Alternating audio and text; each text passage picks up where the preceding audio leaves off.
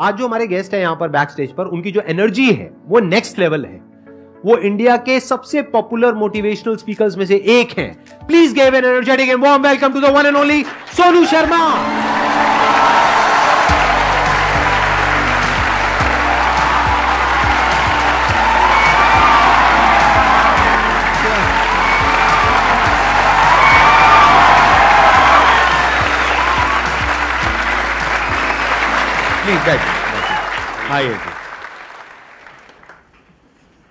सबसे पहले तो गुस्सा है इन पे बहुत ज़्यादा।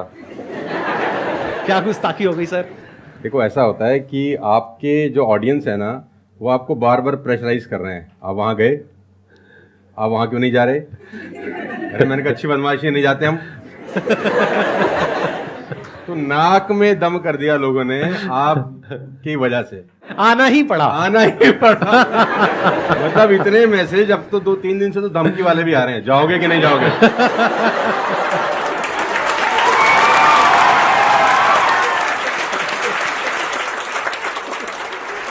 इस बहाने मिलना तो हो गया ना सर? इस बहाने मिलना हो गया। और मैं जानता हूं कि 2-2.5 महीने से हम लोग प्रोसेस में थे कि आपके से मुलाकात होगा, लेकिन अच्छा लगा बच्चों की एनर्जी देखकर और आपसे मिलकर वाकई में।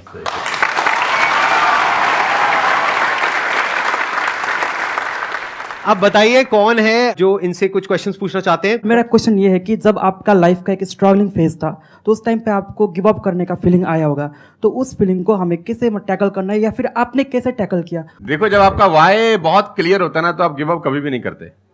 कोई भी चीज क्यों करना है, ये सबसे इंपॉर्टेंट रोल प्ले करता है। There is a book by Simon Sinek called learn your why, कि आप कोई भी काम क्यों कर रहे हैं, है ना। तो अगर आप उस किताब को पढ़ेंगे ना, तो आपको बहुत सारी चीजें सीखने को मिलेंगी।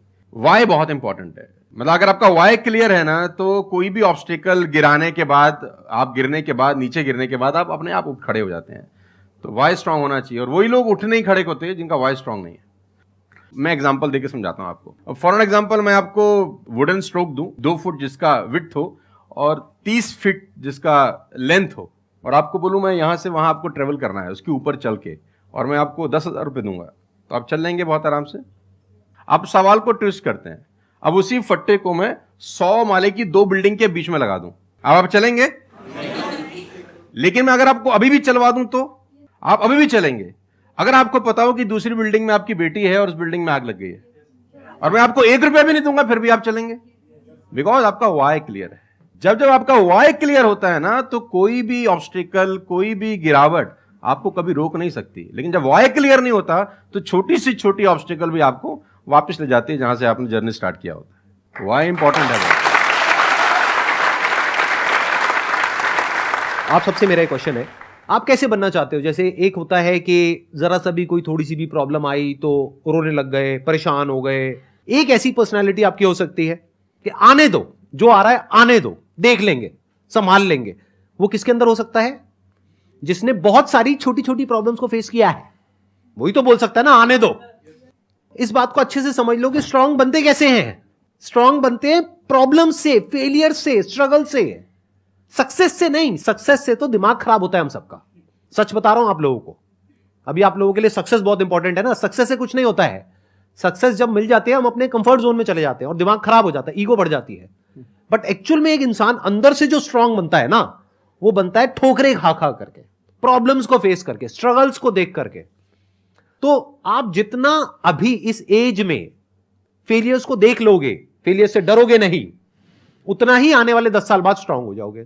With all the respect and regard to everybody, आप देखेंगे कि जो सड़क किनारे बहुत सारे लोग रह रहे होते हैं ना, तंबू वंबू लगा के कुछ सामान बेच रहे हैं टाइप्स, वहां देखना उनके बच्चों का इम्यून सिस्टम बहुत शानदार होता है। वो सर्दी में, जनवरी की सर्दी के अंदर वो नंगा ही खेल रहा होगा सर, और हमारा पैम्पर्ड बच्चा ब्लैंकेट के अंदर उसको जुकाम हो जाता है जरा सा हवा लग जाए ठंडा। तो जो ठोकरे हैं ना, वो आपका इम्यून सिस्टम बहुत अच्छा बना देती है। सफलता, सही कह रहे हैं संदीप जी, कि दिमाग खराब करती है। तो ये जो 5-6 साल हैं, फ्रॉम 14 to 20 और 22, यहां तो आदमी की रगड़म पट्टी होनी चाहिए दबा के। मतलब उसके तो खून के आंसू आ जाने चाहिए कि जिंदगी में भगवान ने मुझे क्या दिया है। सही कह रहे हैं, बिल्कुल सही कह रहे हैं। बता रहा हूं अपना। जो मैच्योर लोग रहते हैं, जिनको लगता है कि यार एक कुदरत टेस्ट ले रही है यार हमारा, वो तो खुद ही बोलता है, अगर 2-4 साल कुछ ना हो ना, ऊपर देख के बोलता है कुछ कर नहीं रहे क्या। मुझसे भरोसा उठ गया है क्या? हाँ सही बात है। भेजो कुछ चैलेंज, मैं तैयार हूं कुछ बड़ा। मजा ही नहीं आता उसके बिना, उसके बिना मजा ही नहीं आता। तो लोग वो हैं कि हम गाड़ी चलाते हैं ना, 4-5 साल स्मूथ चलने लग जाए गाड़ी रोड पे, तो हम गाड़ी रोक के खुद ही खड्डा खोदते हैं सड़क पे। साला इतनी स्मूथ क्यों चल रही है? कोई ना कोई चैलेंज चाहिए यार, मजा नहीं आ रहा यार गाड़ी चलाते हुए।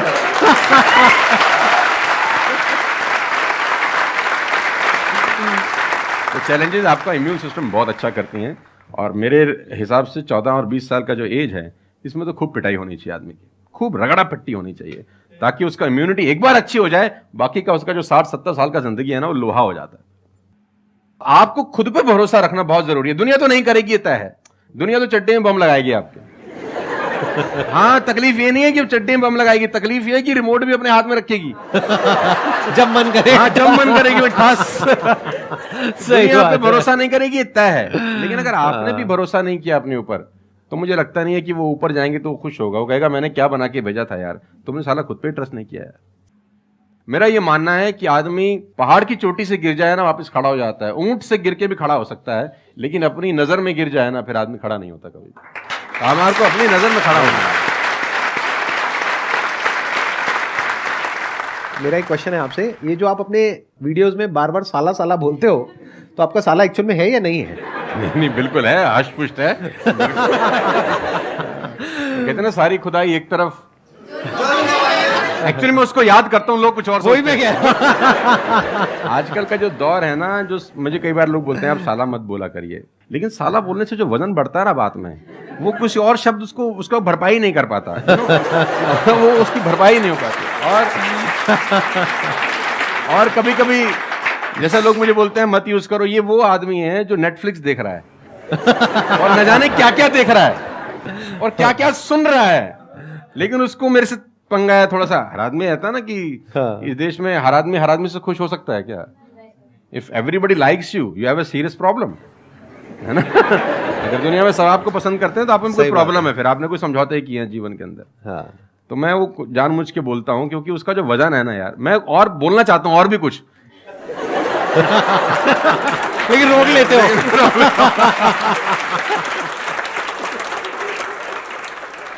सर मैं क्वेश्चन करना चाहता हूँ कि जैसे लाइफ में सबके लिए सब कुछ क्लियर होती है, नॉलेज सबके पास है, क्लियर कट सब है सब रास्ते के लिए कि क्या करना है क्या नहीं करना। कुछ चीज़ें उनको रोकती है, पता है उसको भी वो क्या रोकती हैं क्या नहीं रोकती हैं, फिर भी वो चाह के वो बंदा आगे नहीं बढ़ पाता उन चीज़ों को लेके।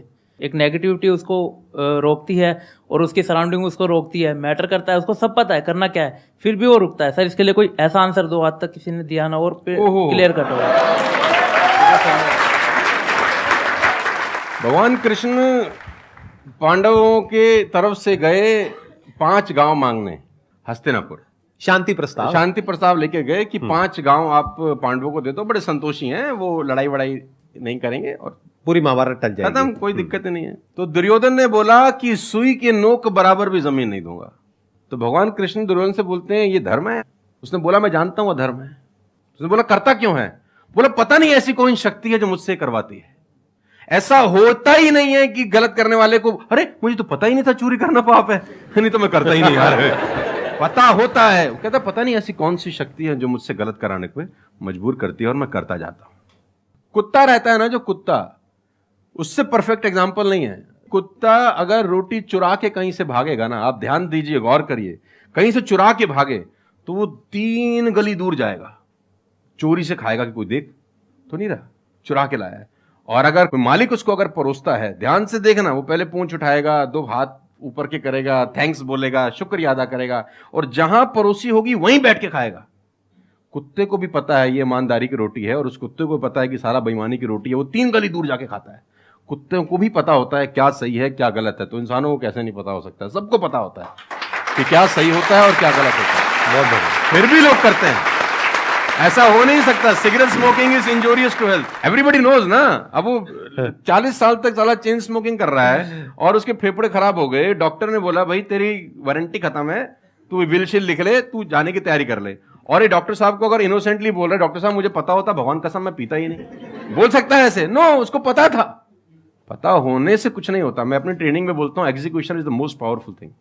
आपको सब पता है, सुबह सैर करने से सेहत अच्छी रहती है, हर किसी को पता होता है। गरीब भी कर सकता है, अमीर भी कर सकता है, चप्पल है तो भी कर सकता है, नाइकी का जूता वाला भी कर सकता है, लेकिन फिर भी नहीं करता ना। पता होने से क्या होता है? कुछ नहीं होता। Execution is important. यहां पर मैं थोड़ा सा ऐड करूंगा इनकी बात में। अब इस प्रॉब्लम को सोल्यूशन क्या है? जैसे फॉर एग्जांपल, एक बार आपको सिगरेट की लत लग गई, तब अगर आप एक क्वेश्चन पूछोगे तो आपके लिए सिगरेट को छोड़ना, अगर मानो आपको 10 साल हो गए सिगरेट पीते हुए, अब एकदम से सिगरेट को छोड़ना बहुत ही मुश्किल है। मैं बोलता हूं आसान है, लेकिन इतना आसान नहीं है, क्योंकि बायोलॉजिकली आपकी जो ब्रेन है वो मांगेगी उस चीज को। अब सिर्फ साइकोलॉजिकली आप क्रेव नहीं कर रहे सिगरेट के लिए, बायोलॉजिकली भी वो क्रेविंग उठेगी अंदर से। जैसे भूख लगती है, प्यास लगती है, वैसे ही निकोटिन मांगेगी आपकी जो ब्रेन है। तो इसका सोल्यूशन क्या है? जब भी कोई गलत काम करने की शुरुआत कर रहे हो, आपको पता है कि वो सही है गलत है, तभी आपने क्वेश्चन पूछा, आपको पता है कि मैं यहां पर गड़बड़ कर रहा हूं। अब वो गड़बड़ क्या हो सकती है? टाइम खराब कर रहा हूं। एक बार आदत पड़ गई टाइम खराब करने की, उसके बाद बहुत मुश्किल हो जाएगा उसको छोड़ना। बहुत लेकिन अगर शुरुआत हो रही है टाइम खराब करने की, वहीं रोक लिया, पहली सिगरेट पे आप रुक गए, तो बच जाओगे। मैं आपको संदीप जी को ऐड करता हूं, ये बिल्कुल फैंटास्टिक बात बोली इन्होंने, बहुत जबरदस्त बात बोली। एक गुरु और एक चेला कहीं से ट्रेवल कर रहे थे, राइट? कोई जंगल टाइप जगह थी, तो गुरु ने बोला इसको उखाड़ दो। क्या उखाड़ दो? वो छोटा सा पौधा सा लगा था, इतना सा उंगली जितना बाहर आया था। तो बच्चे ने बोला कौन सी बात है, खट से उखाड़ दिया। हाँ। थोड़ा सा और आगे गए तो 2-2.5 फुट का एक छोटा सा पेड़ था। गुरु ने बोला इसको उखाड़ दे। उसने थोड़ा सा जोर लगाया, वो भी उखाड़ दिया। फिर 4-5 फुट लंबा पेड़ था। गुरु ने बोला अब इसको उखाड़ दे। थोड़ी सी उसको मेहनत लगी, लेकिन उसने फाइनली इसको भी रिमूव कर दिया। अब एक बरगद का पेड़ था करीब 20 फीट ऊंचा। गुरु ने बोला अब इसको उखाड़। बोला महाराज कैसी बातें करते हुए, कैसे उखड़ेगा? बोला यही सिखाना चाह रहा था कि एक बार जड़ें गहरी हो जाए ना तो उसको उखाड़ना बहुत मुश्किल होता है।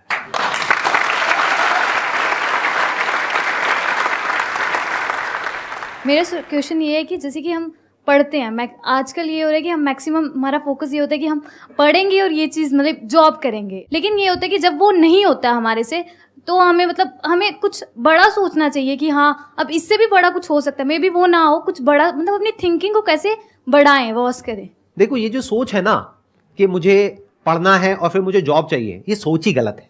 अगर आप मुझसे पूछोगे तो मेरे स्टैंड पॉइंट से सोच पता है क्या होनी चाहिए? इतना तगड़ा इंस्ट्रूमेंट हमको मिला हुआ है, ये जो ह्यूमन बॉडी है, इसको एक इंस्ट्रूमेंट की तरह देखो। कितना कमाल का इंस्ट्रूमेंट है, क्या ब्रेन है हमारे पास में, क्या थिंकिंग पावर है, क्या एबिलिटीज है। इसको हम यूज कर रहे हैं किस लिए? सर्वाइव होने के लिए। सर्वाइव तो जानवर भी कर जाते हैं, उसमें क्या बड़ी बात है? तो नॉलेज को यूज करो, यानी एजुकेशन को यूज करो कुछ क्रिएट करने के लिए। माइंडसेट को चेंज करो। अभी क्या एज है? 20 साल, 22 साल। अभी सोचो कि मैं अपनी पूरी लाइफ को क्रिएट करने वाली हूं। 20 साल, 30 साल, 40 साल, 50 साल, अभी पूरी लाइफ पड़ी है। उसको कैसे क्रिएट करना चाहते हो आप? कैसी लाइफ चाहते हो आप? उसको क्रिएट करो और उस नॉलेज को, उस एजुकेशन को यूज करो उसको क्रिएट करने के लिए। अगर एजुकेशन सिस्टम से वो नॉलेज नहीं मिल रही है तो बाहर से ले लो। इंफॉर्मेशन एज बोलते हैं इसको। इंटरनेट पे भरी पड़ी है नॉलेज, नॉलेज की कहां कमी है? और अपने दिमाग को खोलो। सिर्फ ये लाइफ नहीं है कि मैंने यहां से ये पढ़ाई करी, उसके बाद में मुझे जॉब लग गई तो मैं सक्सेस हूं, जॉब नहीं लगी तो मैं फेलियर हूं। अरे नहीं, वो समय गया। आज अनलिमिटेड ऑप्शंस है। फिर भी अगर हम ऐसी बात करते हैं तो इसका मतलब क्या है कि अभी हमारा दिमाग खुला नहीं है, दिमाग बंद है। बोलते हैं ना, mind is like a parachute, it can't work unless it's open. तो दिमाग को खोलो, देखो दुनिया में क्या क्या हो रहा है। Job is not the only way to make money. There are lot of ways to make money. You must have that capability to create something of value for the society, for the world.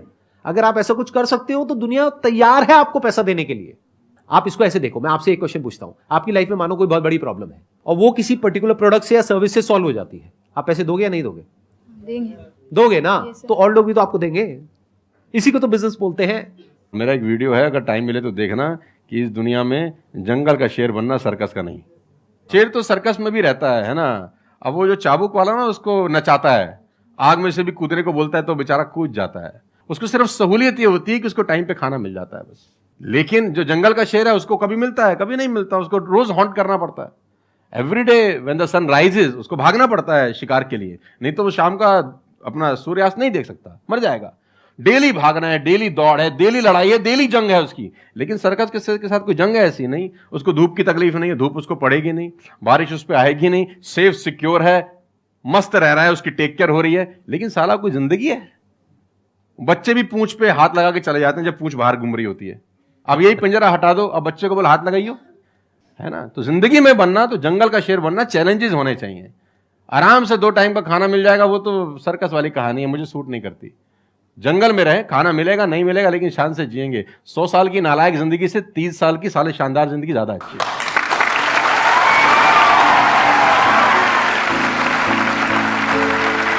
Thank you so much, thank you.